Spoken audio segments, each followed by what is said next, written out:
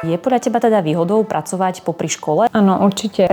Ja som posledný ročník mala tak skvelo prepojený, že vlastne všetko, čo som robila v KPMG, mi pomohlo aj v škole a opačne. Už len keď človek tomu prihliadne ako študent do tej praxe, tak vidí a vie si aj možno sám nejako charakterizovať a do budúcna definovať, že OK, toto sa mi páči menej. Ja musím aj povedať, že je to skvelo flexibilné, že teda jasné, človek v tej práci musí byť a musí tu odovzdať nejaké úlohy a tá sezóna je náročnejšia, ale stále sa na nás pozerá ako na študentov a je to veľmi fajn, že človek vie teda povedať, že má skúšku alebo má započet a na druhý deň príde do práce alebo niečo, čiže áno, je to stále takto, že my sme trainees.